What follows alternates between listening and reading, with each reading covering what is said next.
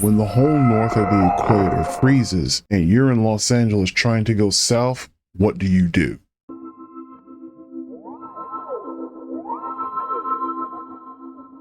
How goes it? Jolly Yeller talking to you, and welcome to Transmissions from the Beyond, where I explore lesser known and sometimes majorly known works of science fiction.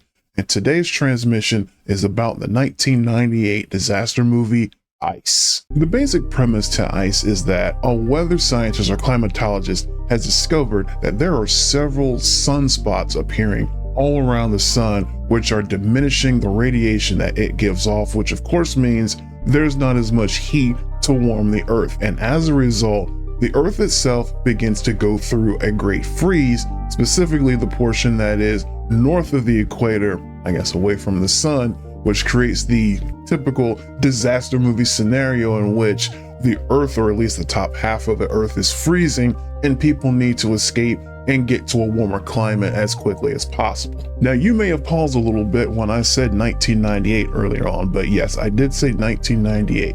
And this was a time where the disaster movie, while they were out there and they did exist, they're not as quite common as they are today. So if you were to go back and watch Ice right now, you would see many of the things that you've seen in other disaster movies since, namely things like Day After Tomorrow, 2012, Geostorm, and so forth and so on. But back in the late 90s, while there were other disaster movies, there weren't too many along the way along the lines of especially ice disasters. So of particular note, you're going to see here in Ice the same things that you see in most disaster movies. You're going to have your main character typically having some estranged relationship with the former ex. In this case, it is an ex-wife.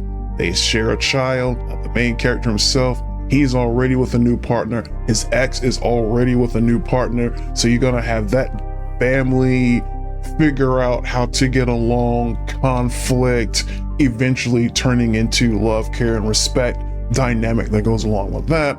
And then of course, you're going to have that outside person who starts off antagonistic with the main character, but over time they warm up to each other and become comrades, and they kind of bond through suffering or bonding through trauma. The usual trappings that you're going to see in most disaster movies. So maybe it's just me, but I think I've watched so many disaster movies over the years now that usually sometimes the music is what stands out to me. And going back and rewatching Ice for the first time in well over 10 years, I've noticed that the ambient music, the background music, that score, which I wish I could find somewhere and buy a copy of it, it pulls at the heartstrings. It very well communicates the gloominess and bleakness of the situation, so you know just how grave things are. It's not happy, it's not chipper, it's not upbeat. It's a downturn, it's mellowed, almost sad at some points. And I guess we could go ahead and say that it is sad at some points, because there are some very dark moments in the movie, especially because, as you know, in a disaster movie, everybody doesn't make it. So that alone is going to create some dark moments in the movie. And again,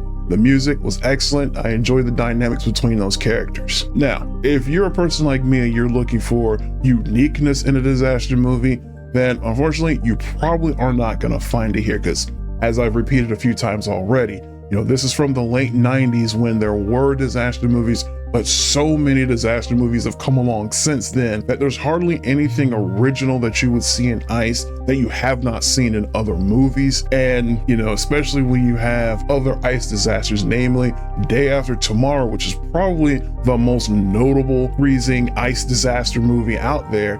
And when you compare Ice to that, it honestly doesn't measure up. One of the main reasons it does not measure up is simply because visuals alone. Remember, 1998, this is the late 90s when CGI was really kind of just hitting a good stride. So when you go back and you look at those effects, you look at those backgrounds that, you can tell that the actors are being green screened over some other background or some other scenery. You can tell that there's a mismatch and it doesn't blend together, as well as even, Day After Tomorrow, which in itself is over 10 years old now. But yeah, when you look at Ice, it has not aged well. Let's just go ahead and put it plain out there like that. It has not aged well. Now, if for some reason you are curious and want to go back and watch Ice for yourself, which I think is worth it, especially if you're a fan of disaster movies, I was able to watch it on Amazon Prime. So this is as of June 29th, 2026. I was able to find it on Amazon Prime, though I don't know if it's still there by the time you watch this, but that'd be the first place I'd go to look. Thank you for taking the time to listen today. I'll be back soon as I continue to explore lesser known